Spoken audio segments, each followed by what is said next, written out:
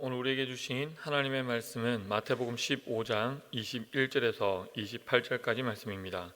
마태복음 15장 21절에서 28절까지 말씀을 한 절씩 교독하시고 마지막 절은 함께 읽겠습니다. 마태복음 15장 21절에서 28절입니다. 예수께서 거기서 나가사 두로와 시돈 지방으로 들어가시니 가난한 여자 하나가 그 지경에서 나와서 소리질러 이르되 주 다윗의 자손이여 나를 불쌍히 여기소서 내 딸이 흉악하게 귀신 들렸나이다 하되 예수는 한 말씀도 대답하지 아니하시니 제자들이 와서 청하여 말하되 그 여자가 우리 뒤에서 소리를 지르오니 그를 보내소서. 예수께서 대답하여 이르시되 나는 이스라엘 집에 잃어버린 양 외에는 다른 데로 보내심을 받지 아니하였노라 하시니 여자가 와서 예수께 절하며 이르되 주여 저를 도우소서. 대답하여 이르시되 자녀의 떡을 취하여 개들에게 던짐이 마땅하지 아니하니라. 여자가 이르되 주여 올소이다마는 개들도 제 주인의 상에서 떨어지는 부스러기를 먹나이다 하니 이에 예수께서 대답하여 이르시되 여자여 내 믿음이 크도다 내 소원대로 되리라 하시니 그때로부터 그의 딸이 나으니라. 아멘. 오늘 본문은 사실 저에게는 굉장히 도전과도 같은 말씀입니다. 그런 경우 있지 않습니까? 어떤 사람을 보면 그 사람에 대해서 기대하는 바가 있어요. 어떤 일이 벌어지고 어떤 상황 가운데서 이 사람은 이렇게 할 거야 라고 하는 기대가 있죠. 근데 때로는 이제 내가 아는 저 사람은 분명히 이런 상황에서 이렇게 할 텐데 내가 예상하고 내가 기대했던 것과 전혀 다른 반응이 나왔을 때는 사실은 좀 당황스럽기까지 하는 경우들을 많이 경험합니다. 오늘 본문 가운데서 사실은 예수님을 우리가 바라보면서 저는 조금 당황스럽습니다. 여러분 어떠세요? 여러분이 오늘 본문에 기록된 예수님의 모습을 보면서 예수님은 이런 분이지 라는 생각이 드십니까? 아니면 예수님께서 왜 이러시지? 라는 생각이 먼저 드십니까? 저는 예수님께서 왜 이러시지? 라는 생각이 먼저 들었어요. 우리가 상상하는, 우리가 잘 알고 있고 또 우리가 생각하는 예수님이라면 사실 이러한 어떤 간절한 간구를 가지고 나온 그 여인에게 어떻게 이렇게 하실 수 있을까? 예수님이 아마 성경에 기록되어 있는 예수님의 여러 가지 모습들 중에서 때로 베드로를 야단치시고 그리고 성전을 어지럽히는 자들에게서 화를 내시고 그런 모습들도 분명히 있었지만 그런 어떤 바리새인들을 대하고 그런 부분에서 분노하시는 그 예수님을 제외하고 이런 어떤 특별하지 않은 상황 가운데서 특별한 어떤 죄가 고백되는 그런 상황이 아닌 데서 예수님의 이런 차가운 모습 굉장히 어색하지 않습니까? 예수님이 이렇게 차가운 분이신가? 우리가 아는 예수님은 그런 분이 아닌데 따뜻한 분이고 어려움을 겪고 있는 사람에게 먼저 손 내미시고 또 고쳐주시고 위로하시고 격려하시는 분이 예수님이신데 오늘 우리가 지금 만나고 있는 이 예수님은 너무 차가우세요. 간절한 간구 소리에도 무시해버리시고 아주 심한 모욕적인 말까지 해가시면서 사실 우리가 기대했던 모습과는 너무나 다른 모습을 우리에게 보여주고 있습니다. 굉장히 좀 당황스러워요. 도대체 예수님의 이 모습을 우리는 어떻게 해석하고 또 어떻게 우리가 받아들일 수 있을까라는 생각들을 좀 해보게 됩니다. 그렇지만 마찬가지로 예수님의 이 모습 또한 사실은 굉장히 어색한 모습이죠. 우리가 기대했던 건 너무 다른 모습이니까요. 자신을 향해 부르짖는 소리를 들으시고도 침묵하십니다. 쉽게 말하면 무시하셨어요. 주 다윗의 자손이여 나를 불쌍히 여기소서라고 외치고 있는 그 여인의 소리에 그냥 침묵하셨어요. 무시하셨어요. 그런데 여러분, 주 다윗의 자손이여 나를 불쌍히 여기소서라고 하는 그 간절한 외침의 소리를 우리가 이 성경에서 들으면서 또 다른 한 인물이 떠오르지 않습니까? 유명한 그 사람 이름까지 기록되어져 있죠. 바디메오라고 하는 그 사람이었어요. 예수님께서 지나가신다는 소리를 듣고 눈에 보이지 않는 그가 큰 소리로 예수님을 쳤습니다. 주 다윗의 자손이여 나를 불쌍히 여기소서. 바디메오가 떠오릅니다. 또 하나 더, 지금 이 여인은 어떻게 보면 지금 자신의 어떤 문제 해결을 위한 것이 아니라 제 딸의 문제 해결을 위해서 예수님을 간절히 찾고 있는 그 모습을 보면서 또 한 사람이 떠오르죠. 그는 비록 자신의 자녀가 아니었지만 다른 누군가를 위하여 중보하며 예수님을 찾아갔던 백부장이 떠오릅니다. 그런데 예수님이 그 바디메오에게, 예수님이 그 백부장에게 하셨던 것과 너무나도 사실은 다른 모습으로 이 가나안 여인을 대하고 있다라는 거예요. 아니, 일관성이라도 있으면 예수님은 이런 분이지라고 생각하겠는데 지금 일관성도 없어요. 지금 분명히 같은 상황, 비슷한 상황인 것 같은데 유독 다르세요. 도대체 이 시돈과 두로라고 하는 이 지역, 이방 지역에서 도대체 무슨 일이 벌어지고 있기에 지금 이러한 우리가 너무나도 어색하고 생소한 예수님을 우리가 만날 수밖에 없는 것일까? 이런 생각들을 해보게 됩니다. 이러면 사실 우리가 좀 찾아봐야죠. 예수님에게는 분명히 의도한 바가 있으시겠지. 그렇다면 그 의도한 바가 무엇일까? 한번 좀 같이 예수님의 말씀을 통해서 한번 좀 살펴보고자 합니다. 이 예수님께서 가나안 여인이 와서 주 다윗의 자손이여 나를 불쌍히 여기소서, 내 딸에게 귀신이 들렸으니 좀 고쳐달라고 그렇게 외치는 그 소리에 예수님께서 철저하게 침묵하셨는데, 그때 제자들이 와가지고 예수님, 너무 시끄럽습니다. 계속 저렇게 소리 지르고 부르짖고 있는데 우리 뒤에서, 예수님 저 여자 그냥 보내시죠. 여기서 보내시라는 것은 뭐냐면 예수님 저 여자 좀 쫓아내주세요. 예수님께서 좀 한마디 하셔도 좀 멀리 가라고 해주세요. 그것이 아니라 사실 이 제자들의 이 이야기는 예수님 저렇게 간절히 외치고 저렇게 소리 지르는데 예수님 하실 수 있으시잖아요. 이때까지 그렇게 하셨잖아요. 그를 자유롭게 풀어달라고 그렇게 단어를 사용해서 지금 뭐냐면 소원을 들어주시죠. 그냥 저 서로에 들으시고 소원을 풀어주시고 그리고 돌려보내시는 게 어떻습니까? 라고 이야기를 하는 거예요. 근데 그때 예수님께서 뭐라고 얘기하시냐면 굉장히 의외의 대답을 하세요. 바로 이렇게 말씀하십니다. 말씀 한번 같이 한번 볼까요? 24절에 이렇게 기록되어 있죠. 나는 이스라엘 집에 잃어버린 양 외에는 다른 데로 보내심을 받지 아니하였노라. 나는 이스라엘의 집 잃어버린 영혼들, 잃어버린 양들을 위해서 내가 보내심을 받았지 다른 데로 보냄을 받았지 않았다. 뭐냐면 내가 지금 이 땅에 온 목적은 이스라엘, 그 잃어버린 양을 위해서 왔지 이방 민족들을 위해서 온 것이 아니다라고 이야기를 한 거예요. 여기도 조금 어색합니다. 우리가 고백하는 예수 그리스도의 십자가, 우리가 고백하는 예수 그리스도의 복음은 이스라엘 사람들만을 위한 것이라고 우리가 믿고 있습니까? 그렇지 않잖아요. 성경 그렇지 않다고 얘기하는데 지금 예수님은 그렇다고 고백을 하고 있는 거예요. 앞서서 또 우리가 살펴봐야 될 것은 무엇이냐면 예수님이 그렇다면 이 고백, 이란 이야기를 처음 하신 것이냐? 또 처음도 아니라는 거예요.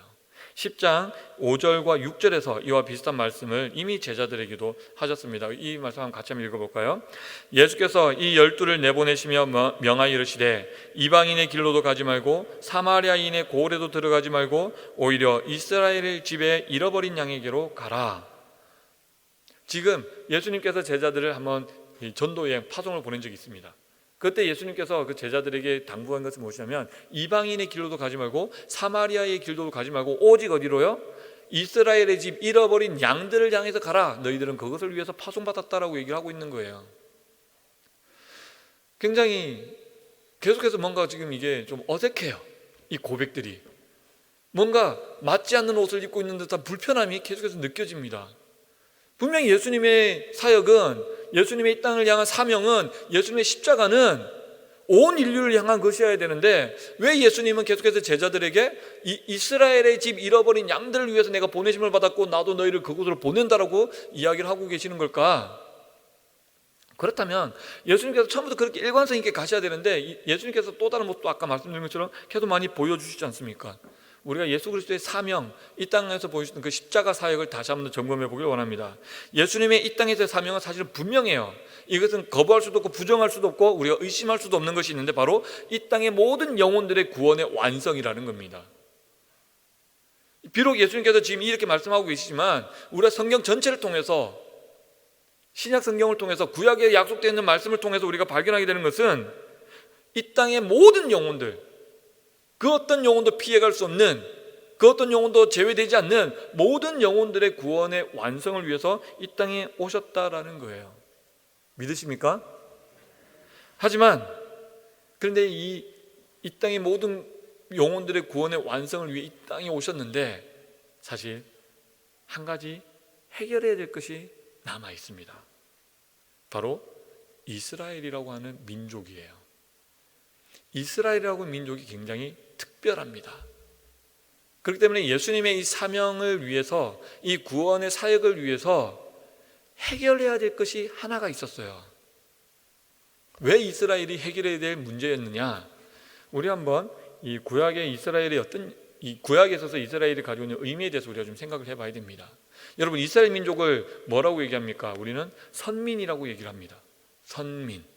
여기서 선민은 선택된 민족이란 뜻이에요. 하나님으로부터 선택받은 민족 이스라엘입니다.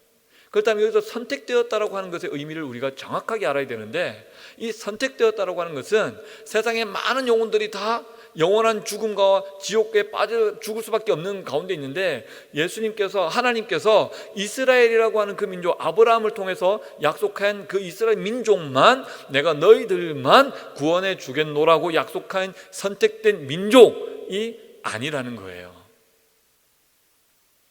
하나님은요, 이미 구약에서부터 이 아담과 하와가 에덴 동산에서 나온 그 이후로 하나님의 한 가지 이 땅을 향한 목적이 있고, 하나 정말 열심히 하나 있었습니다. 무엇이냐면 끊어져 버린, 잃어버린 인간과 하나님과의 관계의 회복입니다. 그것을 위해서 지금 사실 아담과 하와가 에덴 동산에 있을 때 우리가 발견하지 못하는 게 있습니다. 물론 이제 말씀이 굉장히 짧기 때문에 우리가 발견하지 못한다고 할 수 있지만, 무엇이냐면 제사가 없어요. 에덴 동산 안에서는 제사가 없었습니다. 제사가 필요 없었어요. 왜? 늘 하나님과 함께 거하며 살았기 때문에요. 그런데 아담과 하와가 에덴 동산에서 나오면서부터 무엇을 잃어버립니까? 하나님의 인재를 잃어버리게 된 거예요. 같이 늘 살아왔는데 이제는 그러지 못해요. 왜? 우리의 죄 때문에. 그 죄가 인간과 하나님 사이의 관계를 막아버리니까, 끊어져 버리니까 관계를 맺을 수가 없어요. 그래서 우리는 영원한 죽음으로 갈 수밖에 없는 거예요. 그때 하나님께서 인간에게 허락하신 그 관계의 끈, 신랄 같은 그 끈을 한 개 남겨주신 게 바로 제사라는 거예요. 나의 죄를 대신하여 다른 누군가의 피 흘림을 통하여 하나님과의 관계를 일시적으로 회복하는 겁니다. 그래서 우리가 그걸 화목제라고 부르고, 또 여러 가지 제사의 이름을 통해서 하나님께 나아가는 거예요. 나 대신 다른 동물의 피를 흘리면서 나의 죄를 그 동물에게 전가시켜서 이 동물을 죽이면서 이제 그 죄가 없습니다라고 고백하며, 하나님 이제 내가 죄가 없지요, 하나님과 나 사이에는 맡긴 담이 없지요라고 고백하며 나가는 것이 제사인데, 사실 그래서 하나님께서는 이 이스라엘 민족만을 구원하기 원하신 것이 아니라, 하나님께서는 아담과 하와가 에덴 동산 나은 이후로부터 하나님과의 인간과의 관계 회복을 위하여 무단히도 노력하시고 열심으로 그 선교 사역을 해오셨다라는 거예요. 그런데 그 가운데서 하나님께서 이 땅을 향한 그 잃어버린 영혼을 찾고자 하는 그 열심을 위해서 하나님께서 도구로 특별히 선택한 민족이 있었는데, 그것이 바로 아브라함을 통하여 언약한 이스라엘 민족이라는 거예요. 결국 이스라엘 민족을 선택했다는 것은 무엇이냐면, 이스라엘 민족을 통하여서 하나님의 구원, 하나님과의 관계 회복에 대한 모델로 삼고자 했다는 거예요. 그래서 이스라엘 향해서 너희들은 모든 민족의 다른 민족들에게 제사장 역할을 하게 될 거라고 얘기를 합니다. 제사장은요, 다른 누군가가 하나님과의 관계 회복을 위하여 돕는 역할을 하는 것이 제사장이에요. 나만 제사를 드리기 위해서 되는 직분이 아니라 다른 누군가의 제사를 돕는 역할이 제사장이죠. 결국 이스라엘 민족이 감당해야 될 역할은, 다른 민족들이, 하나님을 알지 못하는 민족들이 우리를 봐서 하나님과의 관계 회복은 이렇게 하는 거야, 하나님의 민족들은 이렇게 살아가는 거야, 이것을 보여주기 위한 역할로 하나님께서 이스라엘 민족을 선택하여 들어서 사용하시고자 했다는 것이 바로 이 선택된 민족이라는 거예요. 그런데 예수님께서 구원의 완성을 위해서 이 땅에 오셨다 그랬잖아요. 왜 예수님께서 이 땅에 오셔야만 했느냐? 바로 이스라엘이 그 선택된 민족으로서의 책임을 다하지 못했기 때문입니다. 이스라엘은 선택된 민족이라고 하는 부분에서 책무를 다하기보다는 그 특권만 누리기를 원했기 때문에 이스라엘의 이 땅에서의 하나님의 구원의 역사의 모델로서의 도구로서의 사역은 철저하게 실패해버렸습니다. 그래서 예수님이 이 땅에 오셔야만 했다는 것입니다. 그렇기 때문에 예수님께서 이 땅에 오셨을 때에 온 인류의 구원의 사역을 위해서 이 땅에 오셨는데, 근데 그 온 인류를 위한 사역보다 앞서서 해야 되는 것이 바로 이스라엘 민족이에요. 하나님의 첫 번째 선택받아 도구로 사용되어졌던, 그러나 완전히 무너져 버렸던 그 이스라엘이 다시 먼저 회복되어져야 되기 때문입니다. 그래서 예수님의 이 고백은 맞는 말이에요. 우선 이 구원 사역의 우선순위가 분명히 그 안에 세워졌는데 이스라엘 민족이 이것이 해결되어야 돼요. 그래서 예수님을 우리가 메시아라고 부르고 이 메시아로 오시는 예수 그리스도를 기다렸던 민족이 이스라엘입니다. 이방인들이 아니라 이스라엘이에요. 여러분, 그래서 이 사명을 다하지 못했던 이스라엘, 어찌 보면 철저한 실패로 남아져 있던 그 이스라엘, 그래서 예수님께서는 하나님이 이 땅을 향한 구원의 계획의 첫 번째 그 구원의 대상으로 메시아 소망을 가지고 존재하는 그 이스라엘을 먼저 삼으셨다는 것을 우리가 알아야 됩니다. 이것이 해결되어야 돼요. 따라서 예수님이 이스라엘 민족 가운데서 약속된 메시아로 오시며 그들이 예수님의 첫 번째 구원의 대상이 되었다는 것을 우리는 인정해야 됩니다. 그런데 문제가 있어요. 이것을 인정하고 우리가 이것을 이해했다고 해서 지금 이 모습이 다 사실은 다 받아들여진 것은 사실 아니라는 거예요. 이전에는 그래도 이방인이든 예수님께서 이전에는 그 백부장도 그랬고 다른 이방 많은 사람들을 고쳐주셨어요. 사마리아 여인과 만나가지고 진정한 예배에 대해서 가르쳐 주시기도 하고, 예수님의 다른 사역들을 앞으로도 사역을 보면 이방인과 상관없이 하나님의 그 기적을 보여주셨고 또 여러 가지 어떤 해결을 해 주셨다라는 거예요. 그런데 이번만큼은 조금 더 특별하게 예수님께서 대하고 있다라는 것이죠. 사실 이 부분은 또 한 사람의 우리가 의도를 찾아야 됩니다. 예수님의 의도는 우리가 조금 살펴봤고요. 또 한 사람의 의도는 바로 이 성경을 기록한 마태의 의도입니다. 이 마태의 이 기사의 이 기록은 사실은 마가의 기록이 먼저 쓰여졌습니다. 그래서 마태는 이 마가의 기록을 참고하여 이 본문을 실었는데, 그때에 몇 가지 마가복음의 기록에다가 몇 가지 첨부를 하고 몇 가지 변형을 가하면서 의도적인 메시지를 이곳에 담았다라는 것이에요. 그 중에서 그 의도적인 것을 찾을 수 있는 것이 무엇이냐면 이 여인을 어떻게 부르느냐라는 것입니다. 마가복음에서 똑같은 이 기사가 실려 있는데 마가복음에서는 이 여인을 가나안 여인이라고 부르지 않아요. 이 여인에 대해서 이 여인은 헬라인이요, 그리고 수로보니게 족속이다. 좀 더 구체적으로 이 여인의 소속을 밝힙니다. 헬라인이요, 수로보니게 족속. 물론 이방인이라고 하는 것은 변함이 없어요. 그런데 뭐가 다르냐면 구체적으로 그 사람이 어디에 속해 있는 사람이다라고 얘기하는 것이 아니라 마태는 그 표현보다도 훨씬 더 자극적인 단어를 사용하는 거예요. 가나안 여인이라는 거예요. 그냥 뭐 예를 들어 어떤 사람을 얘기할 때 저 사람은 저기 뉴욕의 어느 시에 사는 누구야 라고 얘기하는 거가 저 사람은 미국 사람이야, 이거 다른 거예요. 그래서 이 사람이 외국인이다, 이방인이다, 이것을 훨씬 더 강조하는 표현이 바로 가나안 여인이라는 거예요. 가나안이라고 하는 것은 이스라엘 민족에게 있어서 이방 민족을 대표하는 단어이거든요. 그래서 마태는 강조를 무엇을 강조하냐면 지금 이 여인이, 지금 예수님께 찾아와 강구하는 이 여인이 가나안 여인, 이방인이야 라고 우리에게 강조하고 있다는 것입니다. 그래서 이 두로와 시돈이라고 하는 이방의 지역에서 이방의 여인을 앞에 두고 지금 이런 일들이 벌어지고 있다는 것입니다. 이제 이 사건이 지금 이루어지고 있는 배경이 어느 정도 윤곽이 좀 잡히고 있어요. 예수님은 지금 그 구원의 사역 가운데서 지금 어떤 우선순위가 지금 잡혀있는지를 먼저 살짝 보여주시고, 근데 이렇게 말씀하시는 데는 또 의도가 있습니다. 뒤에 제가 말씀을 드리도록 하겠습니다. 그리고 마태는 이 여인을 가나안 여인이라고 부각시키며 지금 이방인의 여자가 예수님을 찾아왔다는 것을 우리에게 알려주고 있어요. 왜 이런 강조가 필요했을까? 예수님은 먼저는 제자들에게 1차적인 사역의 대상이 누구인지를 분명히 확인을 하십니다. 그리고 이 사건을 통하여서 이 사명은 1차적 대상에게만 머무는 사역이 아니라 유대인들이 없는 사람 취급하고 또 개같이 여기는 이방인에게도 동일하게 하나님의 구원의 은혜가 필요하고 사역은 동일하게 일어난다는 것을 보여주기 위한 것이 바로 오늘 본문의 목적이라는 것이에요. 이 이방 여인을 앞에 두고 예수님께서 침묵하셨어요. 이 이방 여인을 앞에 두고 직접 그를 대놓고 개라고 표현했습니다. 자식의 떡을 떼어서 누가 그 개에게 던져주겠느냐. 지금 이 자식은 이스라엘 백성들을 얘기하는 거고 개는 지금 그 여자를 얘기하는 거예요. 대놓고 얘기하는 거예요.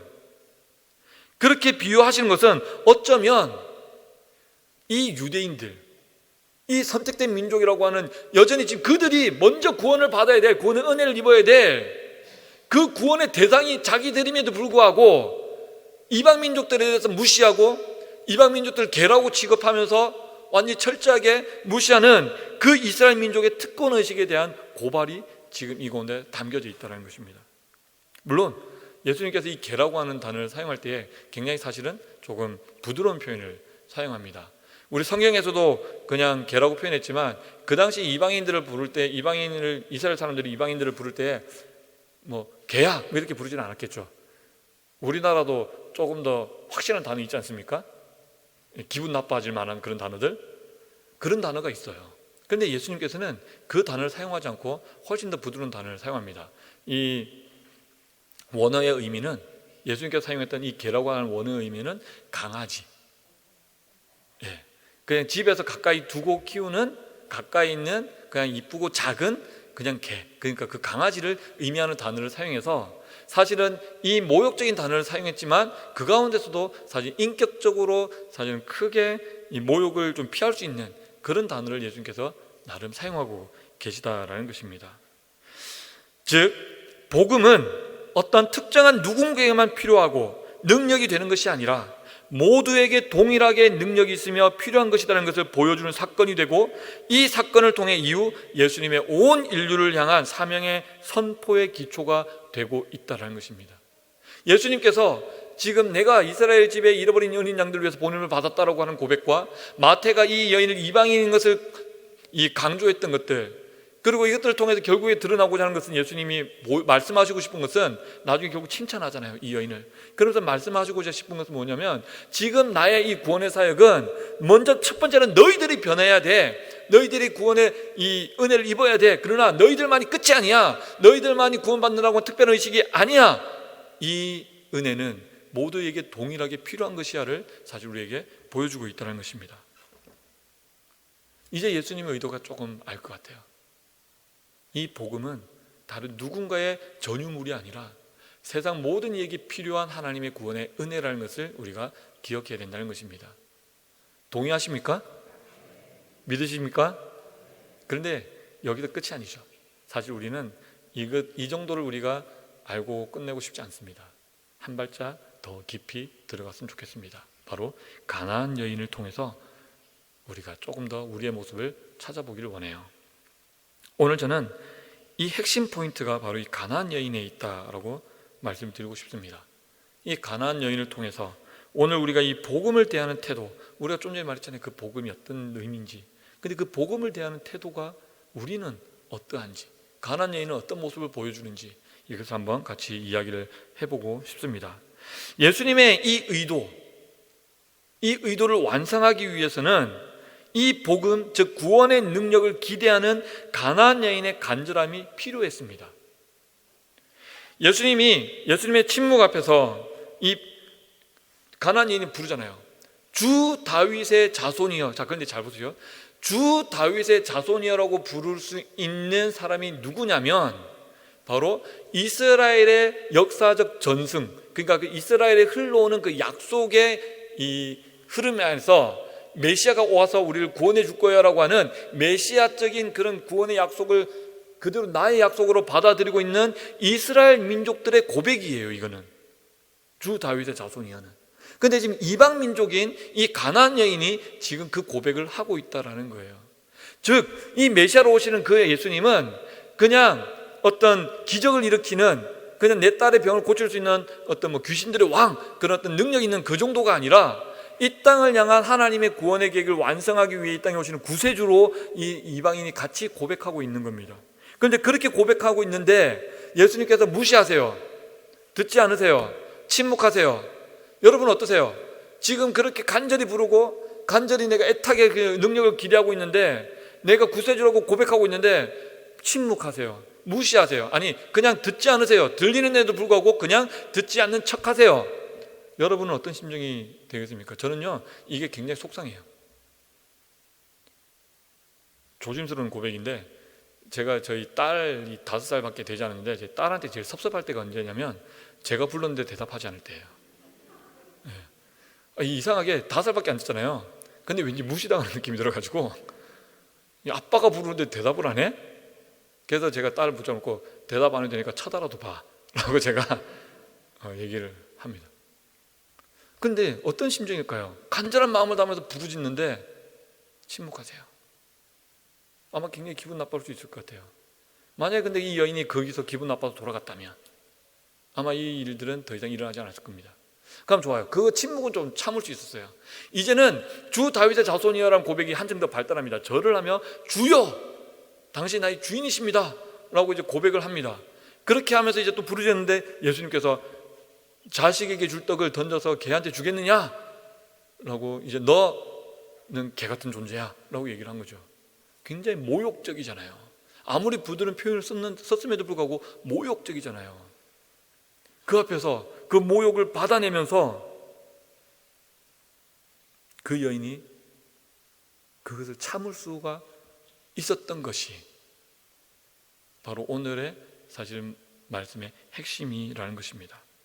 만약에 그 침묵 앞에서 부르짖는 것을 포기하거나 그 모욕 앞에서 분노하며 떠났다면 아마 이 이후의 일들은 일어나지 않았을 것입니다. 그러나 이 여인에게는요, 자신을 무시하는 침묵과 자신을 개에 비유하는 그 모욕보다도 중요한 것이 있었는데, 바로 그것이 자신의 딸이 예수님의 능력으로 귀신 들리면서 구원을 얻는 것이었다는 것입니다. 그에게 있어서 모욕보다도, 그의 자존심보다도 더 중요한 것은 구원의 능력이었어요. 이 여인은 그저 간절함만을 가지고 그저 어떤 기적만을 바라고 그 소문의 당사자, 그 능력 있는 어떤 힘 있는 사람을 찾아온 것이 아니라, 그가 고백했던 것처럼 주 다윗의 자손이여 메시아를 기다리는 그 언약의 말씀을 따르는 사람들, 즉 하나님의 선택된 민족만의 고백을 함께 같이 고백하고, 그렇게 하나님 예수 그리스도를 우리가 인정하고 또 내 주라고 고백하면서 이 복음만이, 이분만이, 하나님의 아들인 이 사람만이, 하나님께서 약속하신 이 메시아 이분만이 나의 딸을 온전하게 할 것이라고 하는 간절한 소원이 있었고 확신이 있었습니다. 그렇기 때문에 그 모욕도 그 무시도 견뎌낼 수가 있었다라는 거예요.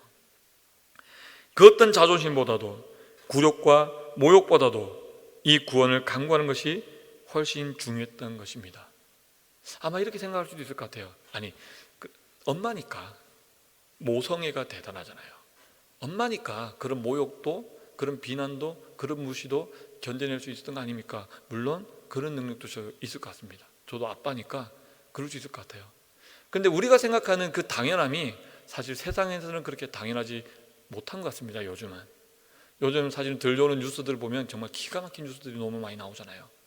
아이들이 학대당하는데 계모를 통해서만 학대당하는 것이 아니에요. 친부모를 통해서도 학대당하는 아이들이 너무 많이 나오고, 얼마 전에 사실은 아주 충격적인 뉴스를 제가 접하게 되었습니다. 아마 보신 분도 계실 거예요.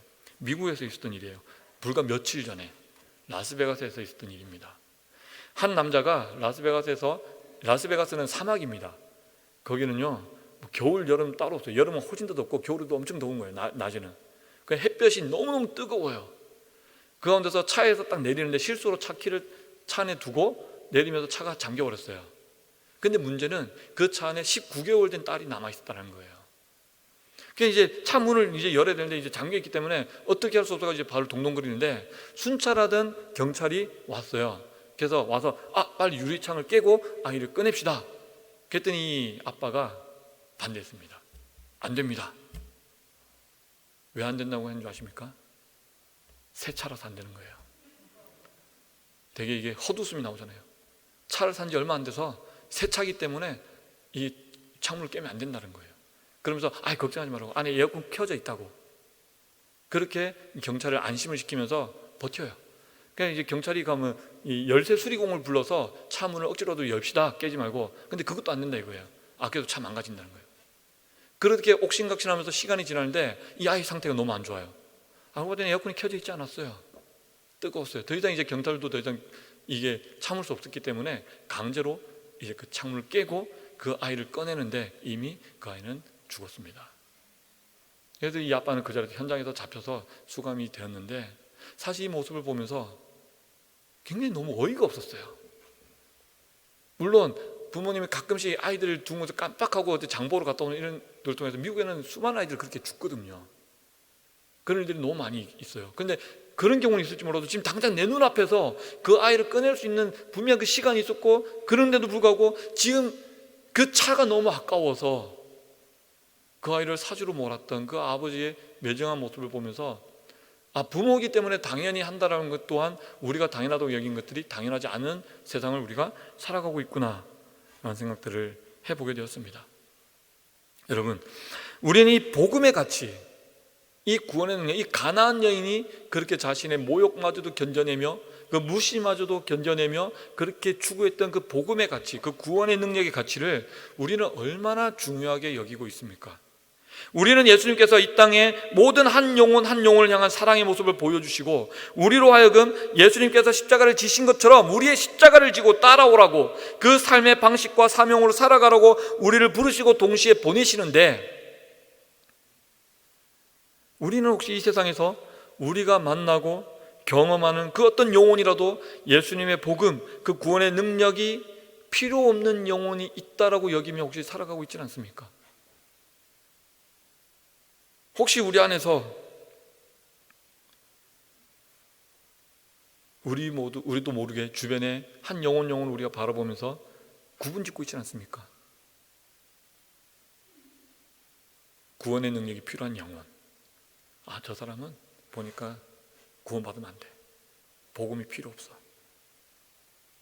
구분짓고 그렇게 살아가고 있지 않습니까? 누군가는 구원의 대상으로 우리가 복음을 전해야 될 대상으로 여기면서 동시에 누군가에게는 그 복음이 필요 없다고, 비록 우리가 구체적으로 한 사람을 보면서 필요한 사람, 필요 없는 사람 이것을 구분을 짓지 않는다고 할지라도 우리의 태도와 그 영혼을 대하는 마음가짐에서 이미 혹시 구분해 놓고 누군가를 대하고 그렇게 살아가고 있지는 않습니까? 우리는 한 영혼을 품는다고 그 영혼의 구원을 위해 선교적 삶을 살아간다고 생각하고 있는데, 그럼에도 불구하고 혹시 여전히 그 영혼들을 구분짓고 살아가고 있지 않습니까? 아니, 어떤 의미에서 더 심각한 것은 그러한 생각조차 없이 혹시 우리가 살아가고 있지는 않습니까? 우리가 만나고 경험하고 지나치는 모든 영혼들은 예수님의 복음의 능력을 경험해야 되는 한 존귀한 존엄한 영혼인 것을 기억해야 됩니다. 그런데 그런 영혼들인데 때로 나의 자존심이나 어떤 나의 감정이나 어떤 그런 나의 이득이나 이런 것들 때문에 그 영혼에게 예수의 복음을, 그 구원의 능력을 전할 기회마저 우리가 없애버리고 잃어버리고 막고 그렇게 살아가고 있지는 않습니까? 지나치는 영혼들이 그저 그럴 수 있죠. 우리가 지나치면서 많은 사람들을 만나게 되는데 한 번 보고 말 사람이야, 다시 만나지 않을 사람이야, 그렇게 여기면서 그 영혼을 우리가 존귀한 영혼으로, 하나님의 복음이 필요한 영혼으로 여기지 아니하고 그냥 어떻게 저 사람이 살다 죽어도 상관없을 그런 영혼으로 우리가 그렇게 주변을 돌아보지 못하고 그렇게 혹시 살아가고 있지는 않습니까? 오히려 삶에서 때로는 함부로 대하거나 그 영혼을 걱정하는 마음보다 나의 자존심, 나의 체면, 나의 이득에 더 집중하고 있지는 않습니까? 사실 이 말씀을 전하는 데 있어서는 한 가지 사건이 있었습니다. 저에게 있었던 사건인데요, 사실 이 말씀을 드리기가 굉장히 두려워요. 저를 어떻게 보실지 몰라가지고. 얼마 전에 아이들을 데리고 야외에 좀 나갔습니다. 사람들 좀 없는 곳을 피한다고 피했는데 그곳에 좀 사람들이 좀 있었던 것 같아요. 근데 이제 그 길이 있었는데 약간 산책로 같은 그 길을 가다가 제 아이가 조금 앞서서 갔어요. 근데 가다가 마스크가 풀어졌어요. 그래서 제가 불러가지고 마스크 다시 고쳤어 라고 이제 이야기를 할 때 그 아이가 서서 이제 마스크를 이제 고쳤었는데, 그때 제가 이제 한 두어 발짝 뒤에 따라오고 있었거든요. 근데 어떤 한 아저씨가 제 딸을 팍 치고 지나가신 거예요. 그 팍 치고 저한테 오신 거죠. 근데 순간 전에 저도 이제 아빠는 아빠더라고요. 욱 하는 감정이 올라왔어요. 아니, 보통 제 생각이 드는 게, 그렇게 길을 가다가 내 몸에 어떤 자그마한 아이가 이렇게 부딪혔으면 사실 그 아이가 길 한가운데 있었든지 어땠든지 간에 한 번은 돌아보면서 괜찮니? 라고 할 법도 한데 쳐다도 보지도 않고 제 아이가 이렇게 튕겨 나갔음에도 불구하고 그냥 지나오시는 그 모습에 사실은 조금 많이 화가 났었습니다. 그래서 보통 제가 사실 용기가 없어가지고 그런 거 못하거든요. 근데 이제 용기가 났어요. 그래서 저 아저씨, 아니 가시다가 애를 쳤으면 그래도 한 번은 돌아보고 괜찮냐고 하셔야 되는 거 아니냐고.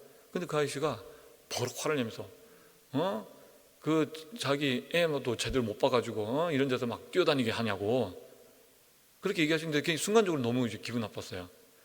만약에 진짜 뛰어가고 했으면 먼저 제가 뭐 사과도 했겠지만, 근데 이제 서 있었고 그 아저씨가 이제 그걸 저도 알아요. 그 부분이 못 봤어요. 제 아이가 좀 키가 작고 하니까. 그래도 이제 그 반응이 사실 너무 사실 좀 당황스러워가지고 조금 약간 언쟁이 좀 높아졌습니다. 아니, 우리 아이는 그렇게 뛰어가지도 않았고 서 있었고 아저씨께서 못 보시고 부딪혔는데, 못 보신 건 제가 알지만 그래도 부딪혔으면 한 번은 뭐 얘기하셔야 되는 거 아니냐라고 제가 지금 이렇게 설교에는 굉장히 부드럽게 얘기를 하지만 물론 이제 뭐 아주 거친 단어를 사용하지는 않았습니다. 근데 약간 감정은 조금 격양되어 있지 않았을까라는 생각을 좀 해보게 됩니다. 그렇게 했는데 이게 약간 언성이 높아지니까 저희 와이프가 이제 그걸 본 거예요. 그래가지고 저를 딱 붙잡고 아이를 데리고 이제 더 산책하러 가고, 저보고는 차로 가 있으라고. 그래서 저도 이제 더 이상 얘기를 하지 않고 알았다고. 그 아저씨 먼저 올라가시고 제가 또 차 있는 가기 위해서 따라갔는데, 이 아저씨가 지금 내가 자기를 따라온다고 생각한 거예요. 싸우자고. 그런데 이제 그 위에 그 아저씨 가족들이 있었거든요. 근데 그 아저씨들이 멀리서 본 거예요. 저랑 언쟁이 있는 거를. 그 아저씨가 올라왔는데 제가 따라오니까 거기서 야, 저 지금 싸우자고 따라온다 뭐 이런 얘기를 했다고 옆에 들은 사람이 얘기하더라고요. 그러니까 그 아저씨가 또 화가 난 표정으로 또 저한테 오시는 거예요. 그래서 제가 그때는 아니라고, 제가 싸우러 온 게 아니라 저는 제 차로 가는 거라고, 그냥 가시라고 이렇게 했는데, 사실은 그 이후에도 조금 약간 그 위에서 불필요한 언쟁들이 조금 있었습니다. 근데 제가 어쨌든 제가 혹시라도 말을 실수했다면 죄송하다고 사과는 했었어요. 하고 이제 사태는 어떻게든 마무리 짓고 헤어졌는데, 그 순간 제 안에 어떤 마음이 드는지 아십니까? 어떤 생각이 먼저 들었을까요? 굉장히 부끄러운 생각이 들었어요. 저 사람들이 내가 목사인 걸 몰라야 되는데 네, 요거였어요. 내가 기독교인인 걸 몰라야 되는데, 제가 기독교인인 걸, 제가 목사라는 걸 숨기고 싶더라고요. 어떤 의미에서는 내가 내 아이를 위해서 뭔가 그래도 할 말 했다라고 생각도 들 수 있지만, 결국에 남는 거는 부끄러움이었어요. 내가 목사인기에 안 들키고 싶었어요. 또 어떤 생각이 들었냐면, 정말 세상은 좁다는데 어디 딴 데 교회 가서 만나면 어떡하지? 이런 생각, 계속 그런 생각들이 계속 들었습니다. 그래서 또 한 가지 안도의 한숨을 내셨던 거는 다행이다, 그래도 마스크를 쓰고 있어서 다행이다, 이런 생각들을 했는데, 굉장히 사실은 부끄러워요. 사실은 설교 때 이 얘기를 해야 되냐 말이냐, 여기 설교 본문에 부끄러운 고백해놓고 제가 물음표 몇 개 해놨어요. 근데 여러분, 저도 사실은 어디 가도 친절하고 싶은 사람입니다. 어디 가서 내가 비록 목사라고 얘기하지 않더라도, 내가 기독교인이라고 얘기하지 않더라도, 나를 만나는 사람이 그냥 다시는 나를 만나지 않는다 할지라도 그냥 나를 만난 사람이 한 친절한 사람이 있었구나 라고 그렇게 기억되었으면 하는 것이 사실 제 바람이에요. 그래서 저는 진짜 어디 가도 인사를 먼저 하려고 하고, 어디 가도 제가 친절하게 하려고 하고, 진짜 어디 가도 제가 먼저 좋은 말 먼저 하려고 굉장히 의도적으로 그렇게 많이 노력하는데, 근데 그 순간 그 감정의 문제 앞에서 제가 그러지 못하고 있더라고요. 그래서 이 가나안 여인이 떠오른 겁니다. 가나안 여인의 모습에서, 이 가나안 여인은 그 철저한 무시와 모욕, 그 감정의 상함 앞에서도 그 복음이 필요한 자리가 있기 때문에, 그 복음이 필요하기 때문에 그것들을 참았는데, 나는 그 나를 지나가는 그 영혼이 나이가 어떤 복음을 전파했을 뿐만 아니라 그냥 나를 지나가는 그 사람이 예수님의 향기가 묻어가기라도 하기를 바라는 마음으로 살아가야 되는데, 지금 그 사람은 비록 내가 목사인 걸 모르고 기독교인인 걸 모르겠지만, 저는 결코 그 영혼에게 아무런 득도 되지 않았고 도움도 되지 않았고, 오히려 그 영혼의 마음을 더 피폐하게 만드는 역할로 제가 쓰임받았다고 하는 사실이 사실 굉장히 부끄러워요. 제가 더 두려운 것은 이제 이 설교 이후에 저를 보시는 눈빛이 달라지실까 봐 제가 좀 걱정이 되는데, 걱정하지 않습니다. 아마 동일한 비슷한 마음으로 여러분이 공감을 해주실 거라 생각을 합니다. 여러분, 예수 그리스도의 복음은 이 세상을 살아가는 모든 사람에게 필요합니다. 이 복음은 나의 자존심보다도 더 중요합니다. 나의 자존심과 한 영혼의 구원은 비교할 수 없는 것이에요. 예수님은 이 가나안의 여인의 태도를 두고 이렇게 칭찬합니다. 여자여, 내 믿음이 크도다. 예수님께서 그 믿음이 크다라고 칭찬한 사람이, 유일한 사람이 바로 이 여자입니다. 백부장에게서도 이스라엘 중에 아무에게도 이런 믿음을 보지 못하였노라 라고 그 믿음을 칭찬하셨는데, 이 여자에게는 직접적으로 너의 믿음이 크다, 지금 그 앞에 무시하고 모욕을 해줬던 그 여인에게, 그 여인이 고백했던 거, 비록 그 개도 그 주인의 밥상에서 떨어진 부스라기라도 먹지 않습니까? 예수님께서 이 땅에 오셨던 그 이스라엘 백성을 위해서 그 구원의 역사를 위해 오셨는데 그 동일한 은혜도 우리도 같이 누려야 되는 거 아닙니까? 우리가 누릴 수 있는 거 아닙니까? 우리가 그 누릴 수 있는 것을 내가 알고 있습니다라고 하는 그 믿음의 고백에서 예수님께서 내 믿음이 크다라고 이야기하고 있는 것입니다. 그 복음을 위해서라면 내 자존심도, 나의 감정도, 나의 이득도 사실 그 무엇과도 바꿀 수 없는 것이 그 복음 가운데 있다라고 하는 것이 오늘 이 가나안 여인이 복음을 대하는, 그 구원의 능력을 대하는 태도라는 거예요. 여러분, 바로 이 예수님께서 그 믿음을 칭찬하신 것은 예수 그리스도의 구원의 사역의 진짜 능력을 믿음으로 바라보고 소망하고 끝까지 구하는 모습이었다는 거예요. 무엇과 바꿔서라고요? 나의 자존심과 바꿔서라도 한 영혼을 위해 기꺼이 나의 목숨을 내어주는 것이 우리가 할 수 있는 가장 큰 사랑이라고 예수님께서 말씀하셨고, 실제로 그 십자가 위에서 그 말씀을 증거하셨습니다. 우리가 한 영혼을 얻기 위해서 자존심을 버릴 수 있는 것은 우리의 힘과 우리의 결단, 우리의 의지로 할 수 있는 것이 아니라는 거예요. 지금 이 말씀 들으면서 그래, 그렇게 살아야지, 그렇게 이제는 내 감정보다도 그것이 앞선 거지 하지만 실제로 우리가 그렇게 살아가기 쉬울 것 같습니까? 어려워요. 제가 그런 생각을 안 했기 때문에 그분과 그런 다툼이 있었겠습니까? 아니요. 혹시라도 그 사람이 내가 목사인 알고 내가 기독교를 누군가 알게 됐을 때 그 사람이 기독교는 다르구나, 역시 목사는 다르구나 를 보여주기 위해서라도 제가 비록 목사를 얘기 안 해도 그렇게 친절하게 살아가고자 사실은 굉장히 노력하는데도 불구하고 내 힘으로는 안 되는 거예요.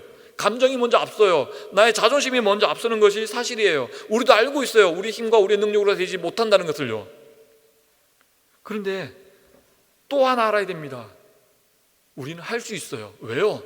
우리 안에 계신 성령의 능력이 있기 때문입니다. 우리가 성령의 능력을 구할 때에 비록 나는 할 수 없으나, 내 힘으로는 할 수 없으나, 내 의지로는 할 수 없으나 내 안에 계신 성령님께서는 하실 수 있는 능력이 있기 때문입니다. 그래서 우리는 날마다 그 성령의 능력을 구해야 돼요.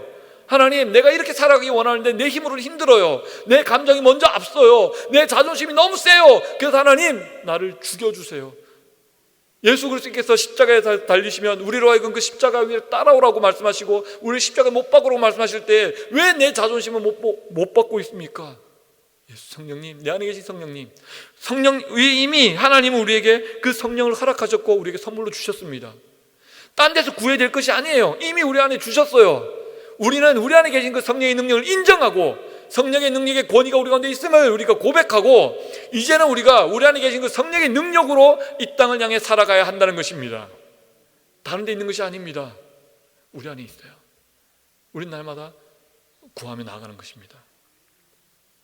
나의 자존심보다 더욱 귀한 그 복음의 능력이 이미 우리 안에 있습니다.